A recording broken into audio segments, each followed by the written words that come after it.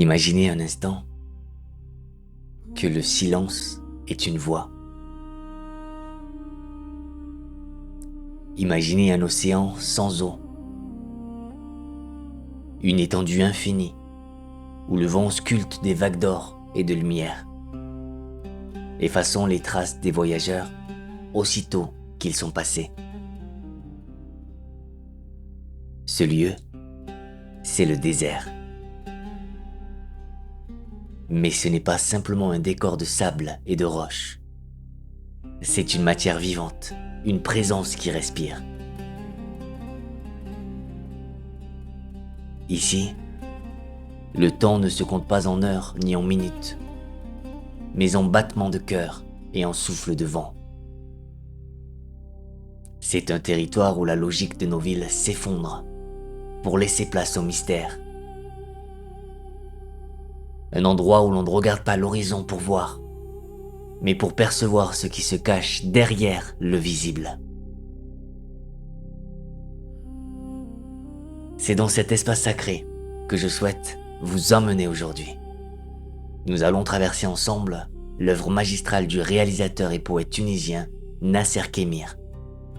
Baba Aziz, le prince qui contemplait son âme.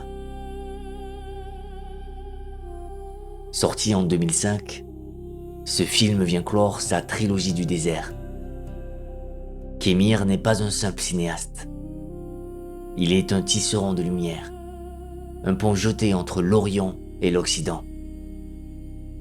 Il nous dévoile un visage de l'islam trop souvent oublié, voilé par le bruit du monde, celui du soufisme. Une voie faite de tolérance absolue, d'amour inconditionnel et de quête intérieure. Au cœur de cette immensité ocre, deux silhouettes avancent, fragiles et déterminées.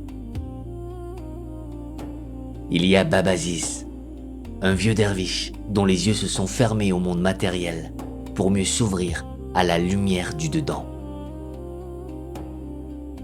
Et à ses côtés, sa petite fille, Ishtar, une enfant vive et aimante, qui est à la fois ses yeux et son encre dans la réalité. Ensemble, main dans la main, ils marchent vers une grande réunion de derviches qui ne se tient qu'une fois tous les 30 ans. Mais voici l'énigme. Personne ne sait où cette réunion aura lieu. Il n'y a ni carte, ni boussole, ni panneau indicateur. Vous pourriez vous demander, avec la raison qui est la vôtre, comment espérer arriver si l'on ne connaît pas la destination?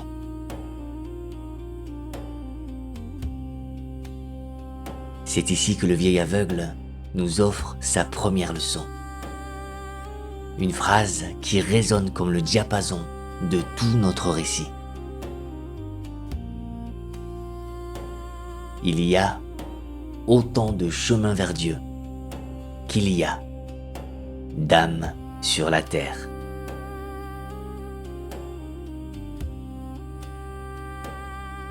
Cette phrase nous libère. Elle nous dit que chaque errance a un sens, que chaque pas, même incertain, nous rapproche de notre vérité propre. Je vous invite donc, maintenant, à laisser de côté vos certitudes, comme on secoue la poussière de ses sandales avant d'entrer dans un lieu saint. Car l'histoire de Baba Aziz n'est pas un voyage linéaire, c'est une spirale, un cercle enchanté, où la fin est le commencement. Dans ce désert, comprenez bien ceci, se perdre n'est pas un échec, c'est, au contraire, la seule et unique façon de se trouver. Êtes-vous prêt à marcher vers l'invisible ?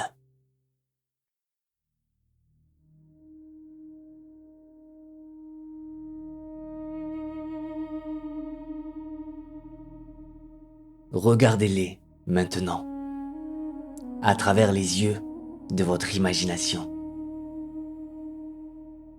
Ils sont 2 points minuscules dans l'immensité. Une silhouette courbée par les années, et une autre, petite et vive, pleine de l'impatience de l'enfance. C'est ici que le véritable miracle commence. Dans ce lien sacré entre Bab-Aziz, le grand-père aveugle, et Ishtar, sa petite fille. Leur relation est un miroir inversé. Ishtar possède la vue. Elle voit les dunes, elle voit la fatigue, elle voit l'absence de route. Elle est ancrée dans le monde de la matière, là où nous vivons tous, inquiets du lendemain. Bab-Aziz, lui, a perdu la vue du monde pour gagner la vision du cœur. Il ne voit pas les obstacles. Il ne voit que la lumière vers laquelle il tend. Il est le capitaine immobile d'un navire de sable. Je vous invite à observer sa méthode, car elle porte en elle un secret pour nos propres vies tourmentées. Comment se dirige-t-il ? Il ne consulte aucune carte. Il ne scrute pas le soleil. Parfois, il s'arrête simplement. Il pose son oreille contre le sable chaud et il écoute. Il écoute le chant de la terre. C'est une leçon de confiance absolue. Ce que les sages soufis nomment le tawakkul. Bab-Aziz ne cherche pas son chemin avec anxiété. Il attend, avec une patience infinie, que le chemin vienne à lui. Il nous enseigne que parfois, dans nos vies modernes, nous courons si vite après nos buts que nous les dépassons sans les voir. Lui, il sait que ce qui vous est destiné trouvera le moyen de vous rejoindre, si seulement vous faites silence pour l'accueillir. Mais l'enfant, elle, a besoin de plus que le silence. Elle a besoin de comprendre. Alors, pour apaiser les peurs d'Ishtar, pour transformer les kilomètres arides en un jardin de merveilles, le vieil homme parle. Il tisse des histoires. Comme dans les 1001 nuits, le récit devient un remède. Ces histoires qu'il raconte en marchant ne sont pas de simples divertissements pour passer le temps. Ce sont des cartes spirituelles. Chaque conte est une clé. Chaque personnage évoqué est un panneau indicateur pour l'âme. Il lui montre que le voyage intérieur n'est que le reflet d'une aventure intérieure bien plus vaste. Il y a un moment de grâce absolue dans le film, un échange qui résume tout ce que je tente de vous dire. Ishtar, avec sa logique implacable d'enfant, lui demande : « Mais, grand-père, si nous ne savons pas où a lieu la réunion, comment allons-nous la trouver ? » C'est la question que nous posons tous face à notre avenir incertain. Et Bab-Aziz, avec la douceur d'une brise du soir, lui répond simplement : « Ceux qui sont invités trouveront le chemin. » Entendez-vous la profondeur de cette promesse ? Il ne s'agit pas de savoir, il s'agit d'être appelé. Il s'agit d'avoir la foi que le désir pur de l'arrivée suffit à créer la route. Bab-Aziz nous apprend que l'on ne marche pas vers Dieu avec ses pieds, mais avec son désir. Et tant que ce désir brûle comme une lampe dans la nuit, il est impossible de s'égarer.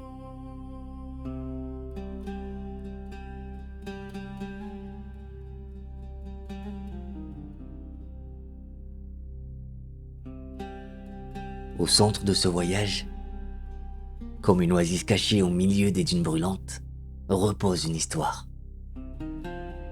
C'est l'histoire qui donne son nom au film, celle que le grand-père murmure pour éclairer la nuit. La légende du prince qui contemplait son âme. Je vous demande d'ouvrir votre écoute intérieure, car ce récit n'est pas une fable d'autrefois. C'est le récit de ce qui se passe en ce moment même à l'intérieur de vous. Imaginez un prince, paré d'or et de puissance, entouré de sa cour et de ses armées. Il possède tout ce que le monde peut offrir. Pourtant, un jour, une gazelle surgit à l'horizon. Elle est vive, insaisissable, d'une beauté qui ne semble pas appartenir à cette terre. Le prince, fasciné, se lance à sa poursuite. Il galope. Il galope si loin qu'il laisse derrière lui son palais, ses gardes et le bruit incessant de sa propre importance. Il s'enfonce dans le désert, là où le silence règne en maître. Comprenez bien ceci, cette gazelle n'est pas un gibier. Elle n'est pas une proie à capturer. Dans la poésie mystique, la gazelle est le messager du divin. Elle est l'étincelle qui attire l'âme hors de la lourdeur de la matière. Elle est ce désir soudain et inexpliqué qui vous pousse parfois à quitter le confort de vos habitudes pour chercher un sens plus élevé. La poursuite mène le prince au bord d'une petite source d'eau perdue dans les sables. La gazelle s'arrête, puis disparaît, sa mission accomplie. Le prince, épuisé, se penche pour boire. Et là, dans le calme absolu de l'eau, il voit son propre visage. Mais il ne se contente pas de voir ses traits. Il reste là, figé. Des heures passent, puis des jours. Ses armées le retrouvent, mais il ne bouge pas. On pourrait croire, avec un regard hâtif, qu'il est tombé amoureux de sa propre image, comme Narcisse. Mais il n'en est rien. Ce que le prince contemple, ce n'est pas son ego. C'est l'univers tout entier qui réside en lui. Il découvre que le royaume qu'il cherchait à conquérir à l'extérieur était, depuis le début, caché dans sa propre poitrine.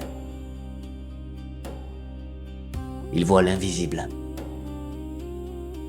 Il comprend que nous ne sommes pas des gouttes d'eau dans l'océan, mais que nous sommes l'océan tout entier dans une goutte. C'est l'instant du grand basculement. Le moment où le vêtement de soie, symbole du pouvoir éphémère, devient insupportable. Le prince se dépouille. Il laisse tomber sa couronne pour revêtir la tunique de laine, l'habit simple du derviche. Il troque une royauté terrestre contre une royauté intérieure, bien plus vaste, bien plus éternelle.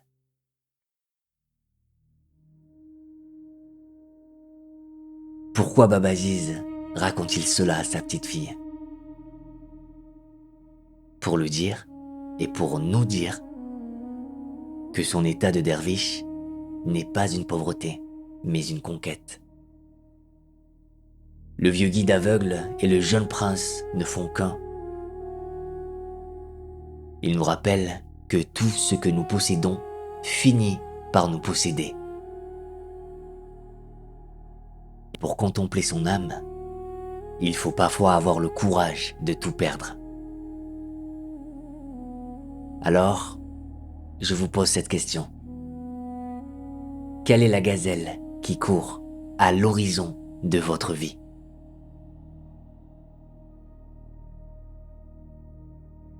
Et oseriez-vous la suivre jusqu'à la source?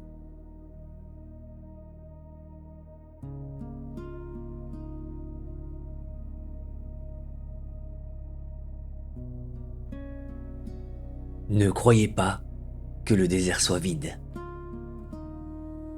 Si l'on regarde bien, il est peuplé d'ombres qui marchent, chacun portant le fardeau de sa propre quête. Baba Aziz et Ishtar ne sont pas seuls. Sur cette route de poussière, ils croisent des compagnons d'infortune, des hommes qui, comme nous, cherchent un sens à leur existence. Mais leurs boussoles sont affolées par les aimants du désir. Laissez-moi vous parler d'Osman. Peut-être reconnaîtrez-vous en lui une part de vous-même, cette part qui a soif de posséder. Osman cherche le fabuleux palais aux 1000 portes. Mais ce qu'il désire vraiment, ce n'est pas la sagesse qui s'y cache. C'est une belle jeune femme qu'il a aperçue un jour et qu'il ne peut oublier. Il est l'homme du désir charnel, l'homme qui veut saisir la beauté entre ses mains. Son errance est une souffrance. Pourquoi? Parce qu'il a un but précis, matériel, une image fixe dans son esprit. Et le désert, qui est le maître des illusions, se joue de lui. Osman court après un mirage, il tombe dans les puits, il s'épuise. Il nous enseigne que lorsque nous cherchons à combler le vide de notre âme par des choses ou des personnes extérieures, nous nous condamnons à une soif éternelle.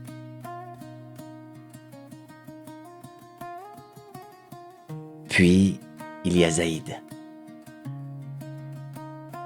Ah, Zaïd. Sa quête est plus noble, plus aérienne. C'est le chanteur. Il a perdu l'amour de sa vie et il marche pour la retrouver. Ou peut-être simplement pour chanter sa peine aux étoiles. Zaïd représente la mélancolie. Cet amour humain qui est beau, déchirant, mais qui reste attaché à une forme. Il aime une femme, pas encore l'amour lui-même. Il est prisonnier de sa mémoire, chantant pour une absente, alors que le présent l'appelle.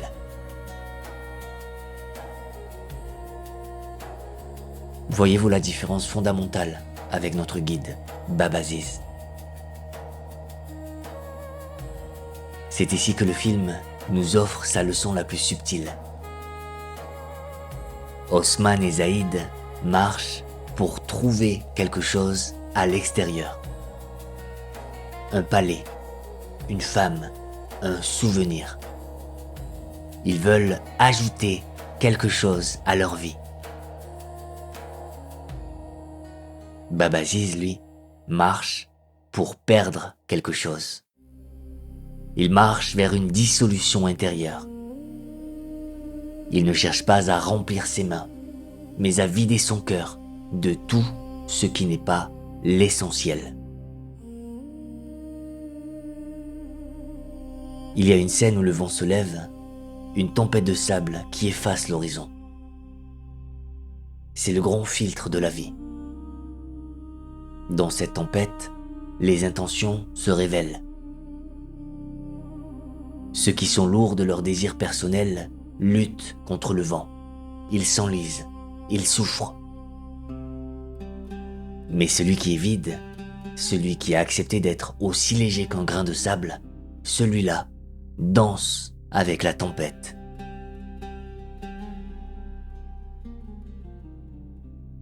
Je vous invite à vous poser cette question en silence.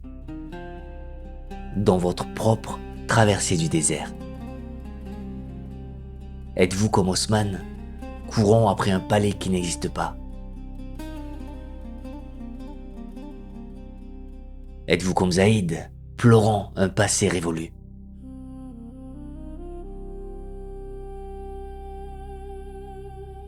Ou osez-vous, ne serait-ce qu'un instant, marcher sans rien attendre, simplement pour la joie de sentir le sable sous vos pieds?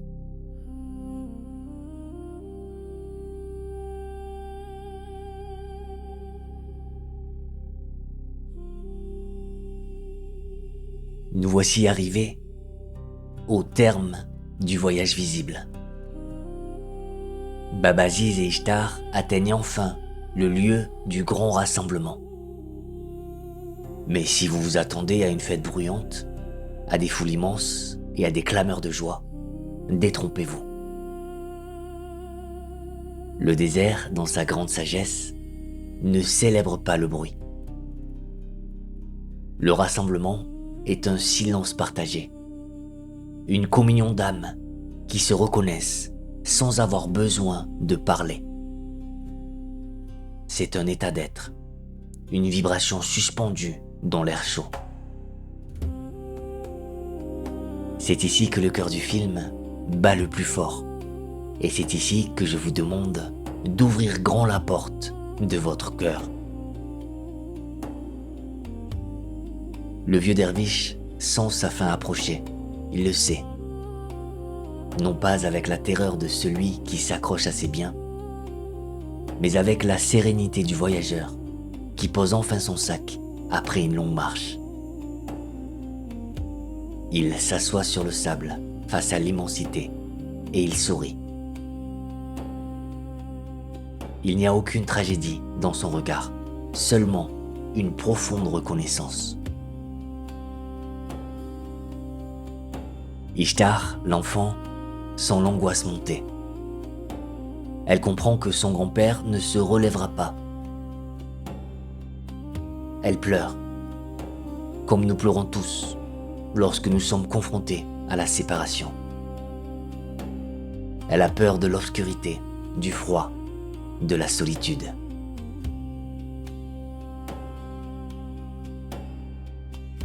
C'est alors que Babaziz lui offre son ultime présent. Une parole qui devrait être gravée dans la mémoire de chaque être humain pour les jours de grand deuil. Il prend les mains de l'enfant et lui dit avec une douceur infinie: Ne sois pas triste, Ishtar. La mort, c'est comme changer de vêtements. Quand ton vêtement est usé, tu l'enlèves pour en mettre un neuf. Entendez-vous la puissance de cette image? La mort n'est pas une fin, elle n'est pas le néant, elle est une mue.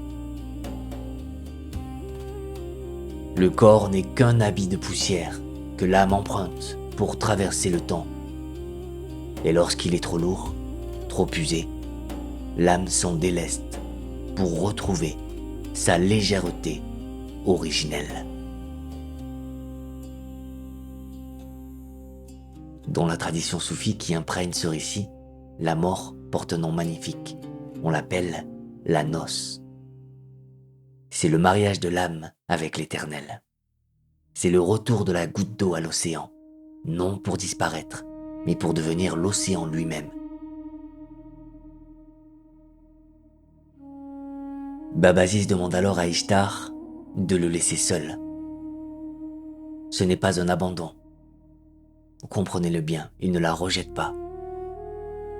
Mais ce moment de passage est d'une telle intimité, d'une telle sacralité, qu'il doit être vécu dans le secret, comme des amants qui se retrouvent enfin après une longue absence.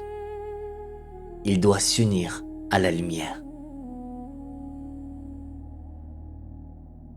L'enfant s'éloigne, le cœur lourd, mais l'esprit éclairé.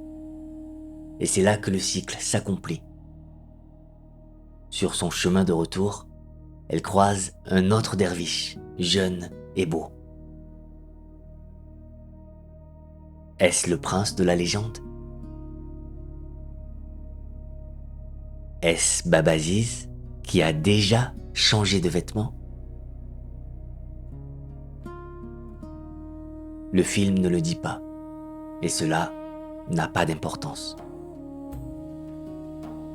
Ce qui compte, c'est que la transmission est assurée. La sagesse ne meurt jamais, elle change simplement de porteur. La tristesse d'Ishtar se transforme en une espérance tranquille. Elle continue sa route, portant en elle l'héritage du désert. Et vous, lorsque viendra le temps de changer de vêtements, saurez-vous voir la noce derrière les larmes? Saurez-vous, comme Babaziz, accueillir l'inconnu comme vieil ami?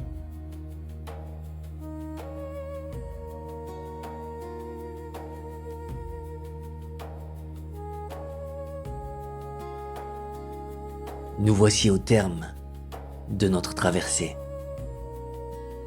Le vent retombe doucement et les empreintes de nos pas commencent déjà à s'effacer. Car tel est le destin de toute chose dans ce monde. Mais ce que nous avons vu ensemble, j'espère, restera gravé en vous. Babaziz n'est pas seulement un film. C'est un immense tapis persan dont le réalisateur, Nasser Khimir, aurait dénoué les fils un à un pour nous révéler la complexité du destin. Il nous a montré que l'errance n'est pas une perte de temps, mais une géographie de l'âme. Il nous a rappelé que l'amour, qu'il soit pour une femme, pour un chant ou pour l'absolu, est la seule boussole qui vaille. Dans notre époque troublée, où les images qui nous parviennent de cette région du monde sont trop souvent teintées de fureur et de sang, cette œuvre se dresse comme un phare. Elle est une résistance par la beauté.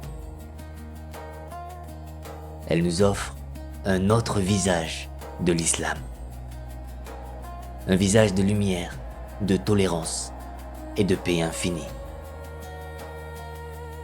Elle nous rappelle que la spiritualité n'est pas un mur qui sépare les hommes, mais un pont qui relie les cœurs battants de l'humanité. Je vous laisse avec cette invitation, non pas comme un conseil, mais comme une prière. Prenez le temps de regarder ce film. Mais ne le regardez pas comme on consomme une distraction, en attendant que l'action s'accélère. Ne le regardez pas avec vos yeux d'analyste, mais avec votre cœur d'enfant. Acceptez de ralentir. Acceptez que le temps s'étire.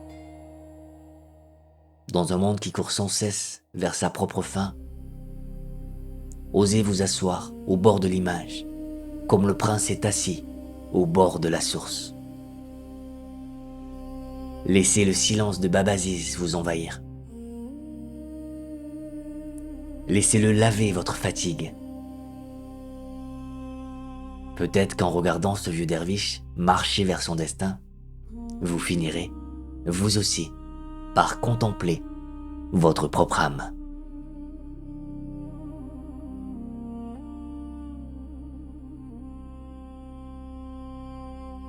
Je vous remercie, du fond du cœur, d'avoir partagé ce chemin de poussière et d'étoiles avec moi. Votre écoute a été le plus beau des compagnons de route. Que le vent vous soit favorable et que la paix, cette paix profonde que l'on trouve au cœur du désert, vous accompagne longtemps après que ma voix se soit tue. Au revoir.